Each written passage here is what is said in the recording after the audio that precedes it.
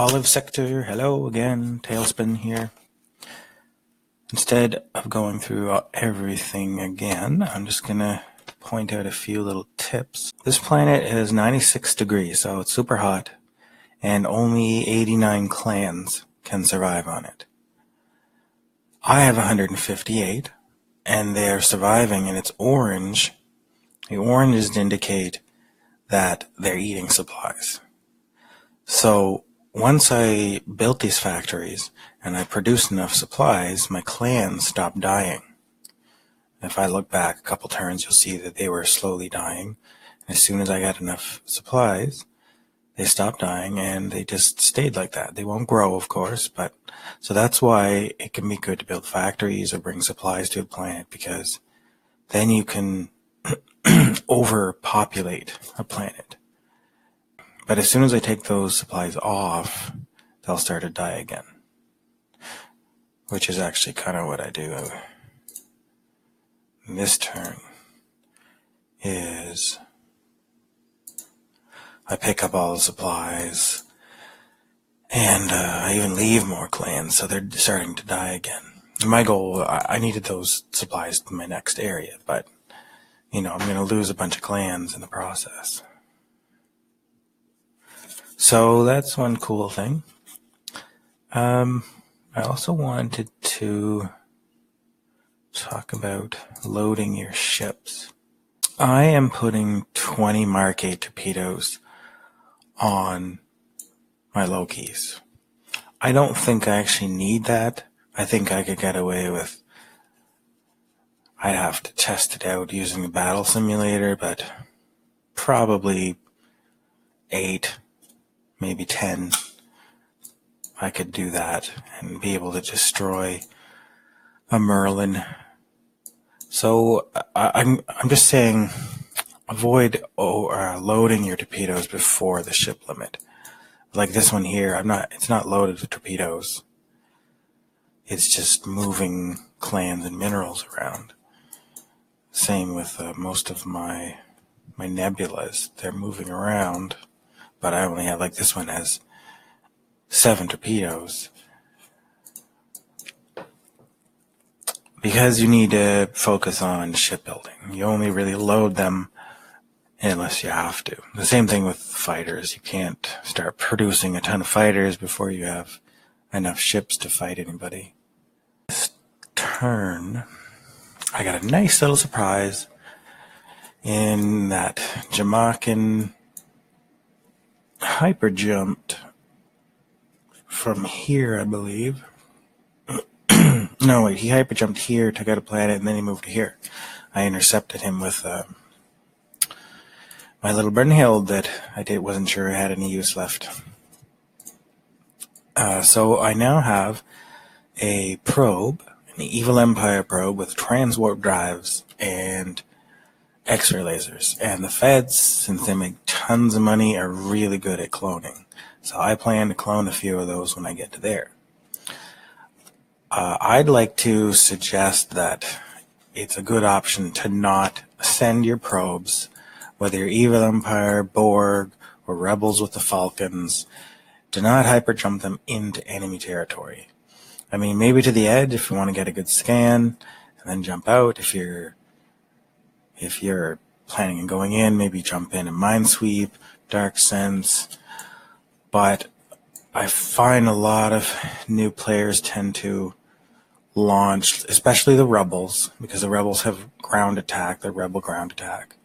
They jump in all of these probes and Falcons and they try to take out planets and that sort of thing. And it just, really all you're doing is feeding probes to your enemy. I can use that probe for moving mega credits. That's really important for the Federation too. You gave me a nice, because I'm going to be making mega credits all over the place. So having this hyperdrive ship is excellent. Because this is an Evil Empire one, it has 180 kiloton fuel tank, which is fantastic. For me, this is my favorite probe of all of them. The Falcon's not too bad, but Falcon's awesome. But I love this extra fuel tank because I can jump 1, 2, 3 times across the board, refuel, come back, or do whatever. It's really good for that. It's also good that you can jump into the enemy, or if your ships are ahead into enemy lines, you can jump in, refuel them, and jump out. So it can be really helpful for a lot of things. So thank you, Jamaican, for giving me an early Christmas present. Another thing, actually, I should point out that this is also a diplomatic tool.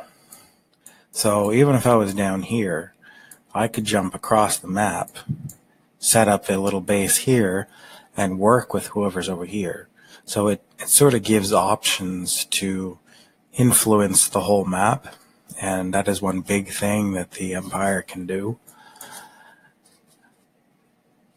So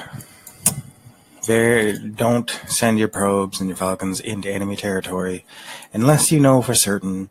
If you had a probe sitting here waiting and you see my large, like this one out here, this large deep space freighter, that's heading there, and you had a probe,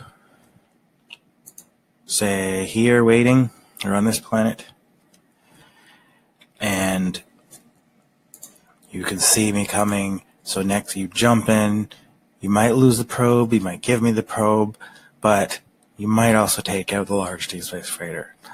But it's still kind of a gamble, but I don't know, it's up to you, but I wouldn't suggest doing it. Some tricks for tricking enemies. This guy here, I produced him. I wanted to reduce the amount of uranium I used, so I only put X-ray lasers on him. He has no engines, he has no torpedo tubes, and he has no torpedoes. I'm the Federation, so I can refit and give him tubes later. Most people can't. All the other races have to put their tubes on right away. But maybe if this is another race, they might have Mark IV tubes, but no actual torpedoes loaded. But I have clans aboard. So it looks like he's filled to the brim with torpedoes, or at least some. And so when someone sees me crossing this open gap, then they're going to see, okay, well, that Loki has a good chance of being loaded. I probably won't attack it. Hopefully Talak doesn't see this video and know that ship there has no weapons at all.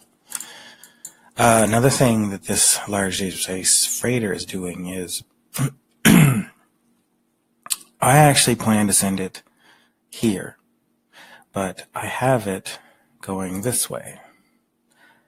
So next turn it'll be here, and there'll be this big long line that points to here. So that suggests to someone who sees that, oh, there's a large deep space freighter. It's headed for Gamma T Sid. But in reality, next turn, if I'm here, I plan to change directions and go to there. So that's one way to trick your enemies in not knowing where you're going. Another one is to kind of go right in the middle, and I do this one a lot with a lot of my freighters. You just go, so I don't have to do that. I could go right here, and next turn you'll just see a dot. So you can't tell, is this ship coming from here? Or is it coming from here? Or is it on its way to here? Or is it going to this planet? Or maybe it's actually coming from down here. You're not sure. So stopping out in space like that, instead of just clicking on the destination of where you're going, is one way of sort of tricking the enemy or hiding where you're going. And the more you can do that, the harder it is for them to gather information and know when to hit you, where to hit you, where your important planets are. And people watch, and people will do everything they can to figure out, okay, he keeps bringing freighters here to this planet. I know that's an important planet. I need to take that out. Or maybe it's his own world. I don't know. So I think that's it for turn 16. So I will talk to you next time.